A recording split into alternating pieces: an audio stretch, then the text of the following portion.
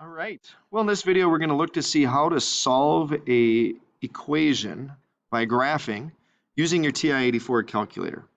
Now, if you don't have a TI-84 calculator, the process is pretty similar with other brands, but you might want to just go on YouTube and try to search for whatever calculator that you're using and how to graph an equation. But for this one, like I said, we're going to be using the TI-84. So we have this equation, the absolute value of x minus 4 equals 1/2 x plus 1. Now, when we learned how to do this by hand with graphing, remember we set up two equations. We have to do the same thing with the graphing calculator. So it's no different. The process is still the same, where we're going to have two equations, one for the left side, one for the right side. So let's go to, so if you don't have my notes, write this down so you can have that to look at. Otherwise, let's get out your calculator. And so my calculator, if you notice on the left here, you're going to see my keypad, and right in the middle, you're going to see what it's going to look like on your screen. So make sure that you kind of pay attention to what's going on the left with my cursor so you can see what buttons I'm pressing. All right, so first we're going to start by by graphing the absolute value of x minus 4.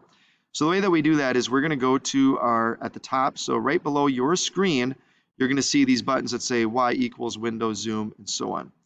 And so let's first start by y equals. So this is where you type in your equations. One equation per line.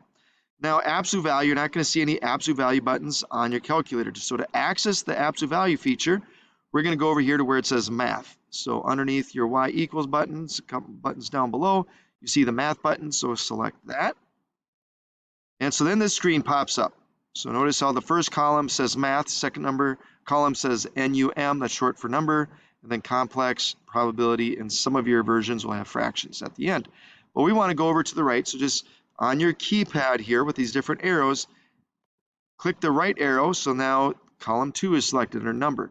And notice the very first thing, it says abs. It's not talking about abs that you would think of. This is short for absolute value, and yes, this looks like a parentheses, but that's fine. Go ahead and hit enter, which can be found down here. And now you see the absolute value symbols pop up, and our cursor is currently inside the absolute value symbol. So we're just going to type in x. Where's x?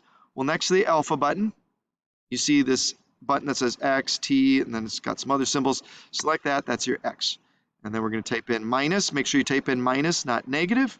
The minus is between the times and the plus symbols. The negative is next to enter. So those are two completely different things. Make sure you use the correct one. So this is subtraction, so be x minus 4 is what we're going to graph. Now, if we needed to type more in outside the absolute value, we would arrow. So we'd select this arrow button to go to the right, and then we would type in anything that needs to be done there. But there's nothing else. It's just the absolute value of x minus 4. Now we also have, so I'm going to arrow down here, another equation. The right side of the equation is 1/2 x plus 1. So for 1/2, I'm going to just do 1 divided by 2.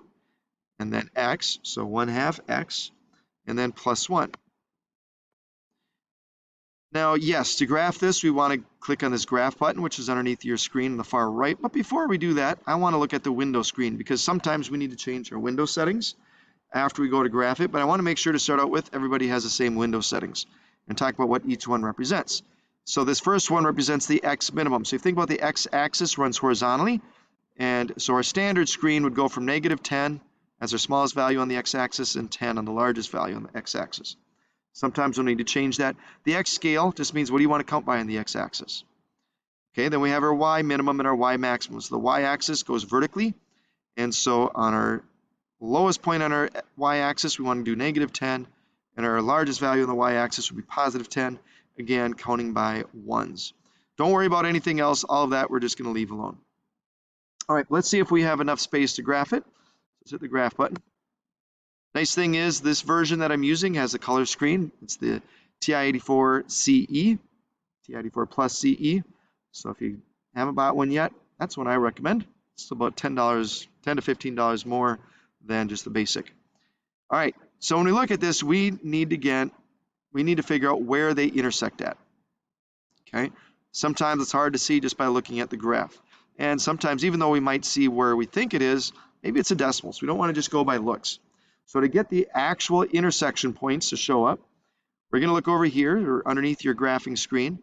One of them says trace. Now don't use that. Do not use the trace feature. Do the calculation feature, which is right up above it. So to access that, we do second and trace.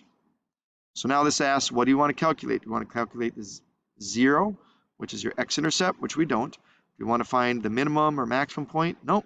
We want to find where these two lines intersect at. So you can just type in 5 on your keypad or arrow down and hit enter. Now here's what it's going to do. It's going to place this little cursor on one of your graphs. Right now we can see that it's on the blue graph here on the y-intercept. Down here it tells us where it's at. It's where x is 0, y is 4. So what we're going to do is we're going to move that cursor somewhere to the left of our intersection. Doesn't matter where. We don't want to try to put it right on the intersection. Do not do that. We're basically doing a snapshot. So we put that cursor somewhere to the left of where those lines intersect at, and then hit enter. Now notice right now it says first curve. Watch what happens. When I hit enter, it changes and it says second curve because my cursor now is on the second graph. So now I'm going to move that cursor somewhere to the right of my intersection. So notice how these two lines are kind of framing that intersection point. So now I'm going to hit enter again. Now watch what happens to the bottom of our graphing screen. Right now it says second curve. When I hit enter, it says guess. Don't worry about that. I really don't understand what that's doing.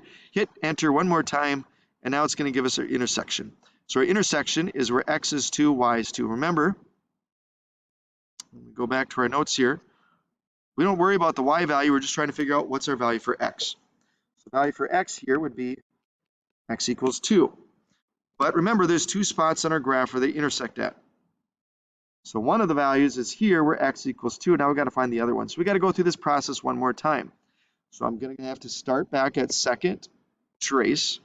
Tell it again that we want to find another intersection point. Now, right now it's on the bottom one. It doesn't matter which one we use, but just move that cursor somewhere to the left of where they intersect at. Hit enter. Move the other cursor somewhere to the right of where they intersect at. Hit enter again. And notice how when I hit enter a couple more times, it gives us the intersection.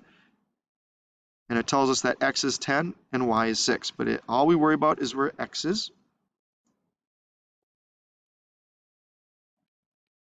So the other intersection is where x is 10. All right, so I want you guys, I know we did this one already if you watched the previous video. But I want you to have some practice doing another absolute value and graphing another equation and finding their intersection points on your calculators. So go ahead and graph these as two separate equations. And hit play when you're ready to check to see if you've done it correctly.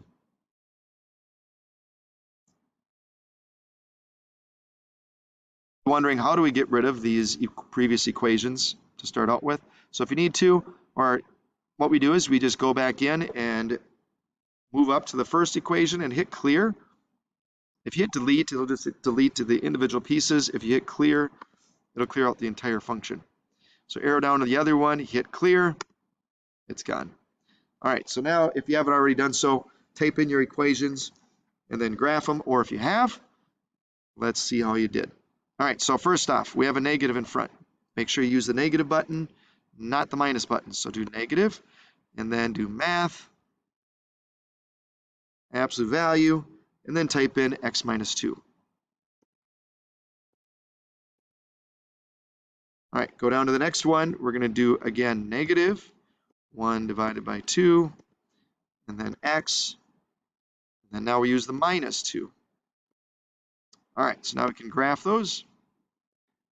And to see where they intersect at, second trace, select intersect, move that cursor somewhere to the left, hit enter, move the other cursor somewhere to the right of the intersection, hit enter one more time.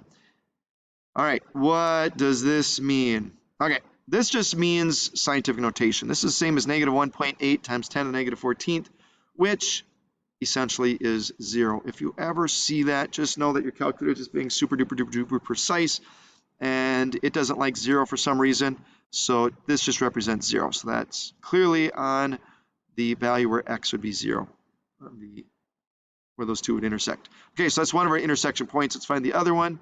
Do the same process. Second, trace, select 5, move that cursor somewhere to the left of the intersection. Doesn't matter how close it is. I'll even leave it out there. Just hit enter. Move the other cursor somewhere to the right of the intersection. Again, we don't have to have it right on the line or right on the intersection. Just frame that point where they intersect with those two cursors. And enter again. And we get our other intersection where x equals 8. So our two solutions would be where x equals 0 and x equals 8. All right, well, hopefully that helps you understand how to graph absolute value and how to find the intersection point for two graphs.